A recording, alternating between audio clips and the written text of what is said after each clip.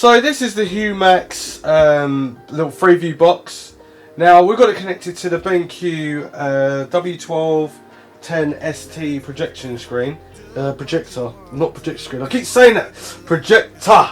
Right, and you can connect it up to a TV, a widescreen TV, computer, connect it via aerial. I haven't got it connected to the aerial at the moment. I've just got it connected via Ethernet port straight into another plug, which my other internet's about 30 meters away from here. And yeah, it's picked it up really well. No buffering, no nothing. It's got record. It's got forward, play, pause, stop, record. You can record up to 4 different items at the same time, shows I should say, and then obviously record one. You've got your Freeview play button, you've got a guide button, you've got all your normal colours from the old school days, red, green, yellow and blue, which used to be used for obviously, what was it, teletext and stuff like that. Then you've got your normal number codes and stuff, and then you've got your AV. And then you've got your recording button, so everything's just like straightforward. Your Netflix on demand button goes straight to Netflix. Your Freeview button on demand, or on demand for like BBC and stuff like that. Plus I'm at the moment running it for YouTube. Now with this box you should be able to use these cameras with it, because this is a Humax camera. So it should be able to work via app for a phone, which is a link in the description down below where I've done a review on the Humax camera.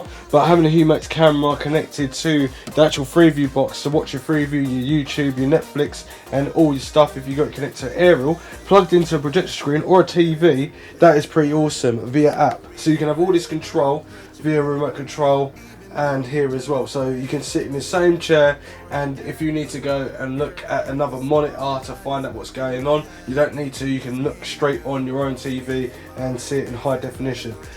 So let's see if we can connect these cameras to this box and get it working.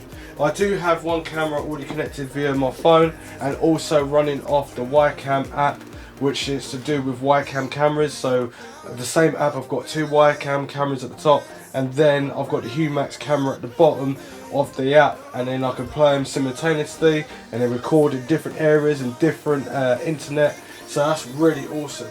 So now I'm going to try and connect these up and see if this works. So what I'm going to do is go into the menu on the Freeview box and see if we can get this thing working. Right, so at the moment we have the settings menu up. It's come up with a date and everything like that because it's connected via internet. So you've got general settings, so you've got your parental guide control in case the kids want to watch something where they shouldn't be watching. You've got that control, or you can lock them out. Not knock them out, but lock them out. You've got different language control, videos, control for video. Obviously I'll click into this.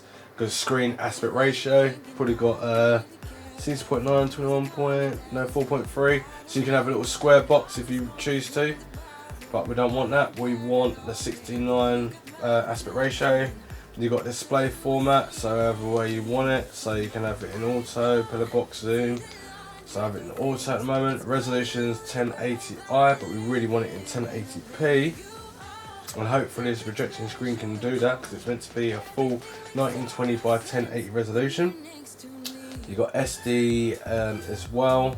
It depends on what cables you've got connected into it. So I'm going to go back menu now, check some more settings. We've got audio. So we've got a spiff out. So basically it's a digital optical lead that you can plug straight into the back of this box, which is pretty awesome. I didn't even realise I even had it until then. So I can see it from here, so that's cool. Got HDMI out, and we've got limp sync delay. So especially when you're watching stuff online and stuff, well, the internet, well, whatever the bit rate is, like the visuals might not work with the audio, so it's kind of like a drifting. And then this is what that is. So milliseconds, you can connect it up so you can get that proper experience that you should have got in the first place. So I'm just going to go back out here, and obviously Dolby Pro Logic as well. So that's pretty good. Not Dolby Atmos, but Dolby Pro Logic. On-screen display, you can obviously how long you want this on-screen display for. So 5 seconds, 6 seconds. It obviously just goes right through. It's what I'm looking at on here is how long it will last for. Transparent background, so we can see straight through if we've got any like Netflix or anything in the background. Have a look at that. Subtitle display, so if you want a subtitle display it will be on, you can trigger it off and on. The font is variable, so you can change the font and that. So let's go back out of here, and you've got privacy, policy, terms, conditions. Probably that's the GDPR coming in into force. And then we've got network settings, where already through the first start of this video you should see me going through it. And then obviously you've got Wi-Fi built in as well, so you can connect it through Wi-Fi or Internet. Well, I've got it directly into an Internet port. Got PVR settings, recording options, playback options, and it just means that you've got a preferable amount of options there. Start padding time, 3 minutes, 5 minutes, 10 minutes, 20 minutes. End padding time, same amount. And then auto delete when you don't want to watch something up to a certain time. Playback options, got Sirius on, you can have it off, or you can have instant replay time, 15 seconds, skip forward time.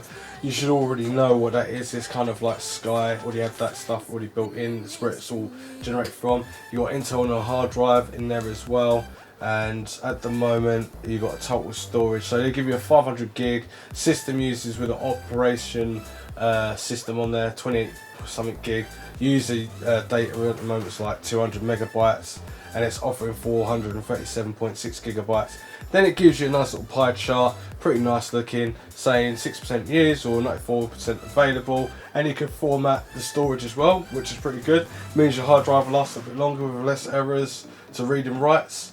You've got channel settings, obviously I haven't got an aerial connected in there. Signal strength, can test that. Edit channel list, favourite channels, automatic channel search and manual channel search.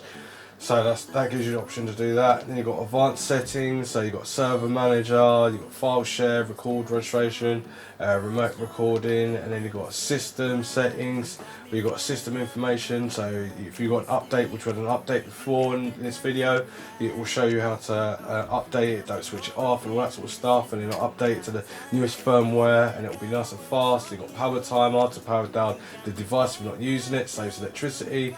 Power management, same kind of thing, but you can make the contrasts and everything a bit more brighter. HDMI sec, and then you've got factory default. If you mess any settings up, you can go straight into that. One click of the button and you could be on your way. Now, what I am looking for is generally I want to put my camera on here, so I'm going to have to look into the app and see how I do that. Right, so I want to keep an eye on what's happening at your home. Meet the greatest cloud camera, Humax Eye, which is right here, 2 of them. To secure your home, visit the website and get more information with a link in the description down below. Also, a link in the description down below, I'm going to leave it so you can check out the first video with just cameras on its own. Select next, so highlight that. There we go. Then I'll just obviously log in to Humax Eye. So I'm a little bit annoyed about this product. Basically, I can't get the cameras connected, and I don't know. Well, it says username and password, but there's nowhere to say like create a new one or anything like that, and it gives you the address. And I've gone to that. I've even gone to the desktop, and there's no easy way of telling you this, but the cameras can't be connected via that. So the only way that I normally connect to my cameras is via the Wacom app, and yeah, it works really well. Sometimes I do have intermittent drops with the camera, might be working and then all of a sudden it's not, it needs to be resetted, which is not very good for the security camera. But that was one with a fault, and I have got one of these Humax cameras and I've just tested it just now, and where it's in a different place, it is actually off at the moment. So I have to go back and reset that, and it might be a common problem with the Wacom and Humax cameras.